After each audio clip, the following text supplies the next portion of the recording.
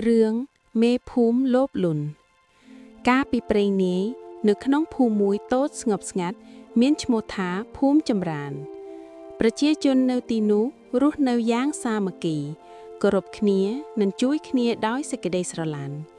ពួកគេធ្វើកសិកម្មដាំដំណាំនិងចិញ្ចឹមសត្វដើម្បីជីវភាពភូមិនេះមានមេភូមិម្នាក់ឈ្មោះ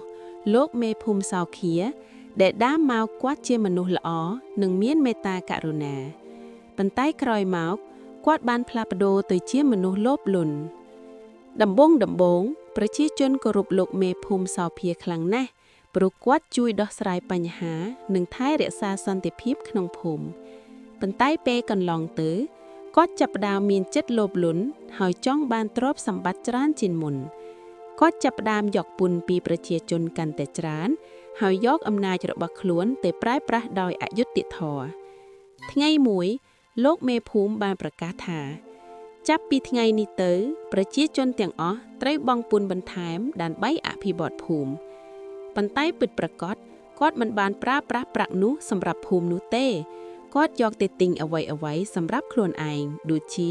ផ្ទះធំសម្លៀកបំពាក់ថ្លៃនិងអាហារល្អប្រជាជនក្នុងភូមិចាប់ផ្ដើមពិបាកចិត្តនិងខ្វះខាតមានក្មេងៗមួយចំនួនមិនអាចទៅរៀនបានเพราะឪពុកម្ដាយត្រូវបង់ពន្ធច្រើនពេកមានកសិករមួយចំនួនបាត់បង់ដីដោយសារមិនអាចបង់ពន្ធបានទោះបីជាយ៉ាងណាពួកគេនៅតែខ្លាចអំណាចមេភូមិហើយមិនហ៊ាននិយាយអ្វីទេក្នុងភូមិនោះមានក្មេងប្រុសម្នាក់ឈ្មោះវីរៈដែលមានចិត្តក្លាហាននិងស្មោះត្រង់គាត់មើលឃើញភាពអយុត្តិធម៌ហើយមិនអាចទ្រាំទ្របានថ្ងៃមួយគាត់បាននិយាយជាមួយឪពុកម្ដាយថាឪពុកម្ដាយហេតុអ្វីយើងត្រូវទទួលយកអ្វីដែលមិនត្រឹមត្រូវមេភូមិយកប្រាក់យើងទៅប្រែសម្រាប់ខ្លួនឯងនេះមិនត្រឹមត្រូវទេឪពុករបស់វីរៈបាននិយាយថាកូនអើយយើងក៏ដឹងដែរប៉ុន្តែយើងខ្លាចអំណាចគាត់ប្រសិនបើយើងប្រឆាំងគាត់អាចធ្វើឲ្យយើងមានបញ្ហាវីរៈមិនព្រមស្ងៀម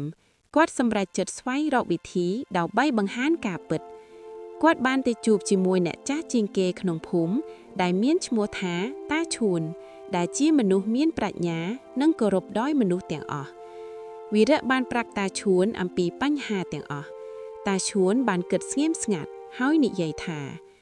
វីរៈកូនមានចិត្តល្អណាស់ប៉ុន្តែការប្រឆាំងត្រូវការប្រាជ្ញាមិនមែនតែភាពក្លាហានប៉ុណ្ណោះយើងត្រូវរកវិធីឲ្យមេភូមិទទួលស្គាល់កំហុសរបស់ខ្លួនដោយខ្លួនឯងបន្ទាប់មកតាឈួនបានផ្ដល់យោបល់មួយពួកគេនឹងរៀបចំពិធីមួយក្នុងភូមិហើយអញ្ជើញមេភូមិចូលរួមក្នុងពិធីនោះពួកគេនឹងធ្វើការបង្ហាញអំពីភាពលោភលន់និងផលវិបាករបស់វាតាមរយៈរឿងនិទានមួយ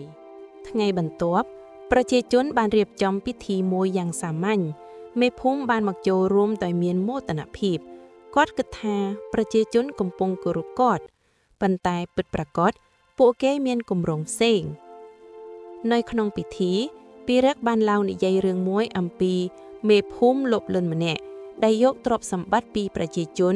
និងបញ្ចប់ដោយការបាត់បង់អ្វីទាំងអស់គាត់និយាយយ៉ាងច្បាស់និងមានអារម្មណ៍ប្រជាជនទាំងអស់ស្ដាប់ដោយយកចិត្តទុកដាក់នៅពេលដែលរឿងទៅដល់ចំណុចចុងក្រោយវីរៈបាននិយាយថាមេភូមិនោះបានបាត់បង់ទាំងអំណាចនិងការគោរពព្រោះគាត់មិនស្កប់ស្កល់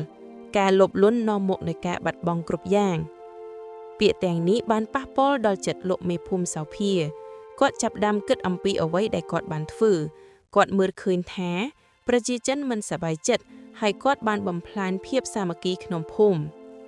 យប់នោះគាត់មិនបានដេកទេគាត់គិតអំពីអតីតកាលនៅពេលដែលគាត់ជាមនុស្សល្អនិងគោរពដៃប្រជាជនគាត់មានអារម្មណ៍ខ្មាស់អៀននិងសោកស្ដាយចំពោះអ្វីដែលគាត់បានធ្វើថ្ងៃបន្ទាប់លោកមេភូមិសោភាបានហៅប្រជាជនទាំងអស់មកប្រជុំគាត់និយាយដោយសំឡេងទាបថាបងប្អូនទាំងអស់ខ្ញុំសូមទោសចំពោះអ្វីដែលខ្ញុំបានធ្វើខ្ញុំបានលោភលន់ហើយមិនគិតពីប្រយោជន៍របស់ភូមិចាប់ពីថ្ងៃនេះទៅខ្ញុំនឹងផ្លាស់ប្ដូរនិងប្រើប្រាស់សម្រាប់អភិវឌ្ឍភូមិយ៉ាងពិតប្រាកដប្រជាជនមានការភ្ញាក់ផ្អើលបន្តែពួកគេចាប់តាំងអបអរសាទរពួកគេឃើញការស្មោះត្រង់ក្នុងពាក្យរបស់គាត់វីរៈនិងតាឈួនក៏ញញឹមដោយមានក្តីសង្ឃឹម បន្ទាប់ពីនោះលោកមេភូមិសោភាបានបដូរខ្លួនជាមនុស្សល្អវិញគាត់បានប្រើប្រាស់ប្រាក់សម្រាប់សាងសង់សាលារៀនជួសជុលផ្លូវនិងជួយប្រជាជនក្រីក្រភូមិចម្រើនក៏ត្រឡប់មកមានសន្តិភាពនិងសុភមង្គលវិញវីរៈបានក្លាយជាគំរូល្អសម្រាប់ក្មេងៗផ្សេងៗគាត់បានបង្ហាញថាទោះបីជាមនុស្សតូចក៏ដោយក៏អាចផ្លាស់ប្ដូរអ្វីធំៗបានប្រសិនបើមានចិត្តក្លាហាននិងប្រាជ្ញារឿងនេះបង្ហាញថាការលោភលន់នាំមកនូវបញ្ហានិងការបាត់បង់មនុស្សគួរតែស្គាល់ចិត្តពេញចិត្តនិងគិតពីអ្នកដទៃក៏ប៉ុន្តែកំហុសអាចកែប្រែបានប្រសិនបើយើងដឹងខ្លួននិងសុំទោសដោយស្មោះត្រង់ក្មេងៗគួរតែមានចិត្តក្លាហានស្មោះត្រង់និងប្រើប្រាជ្ញាដើម្បីដោះស្រាយបញ្ហា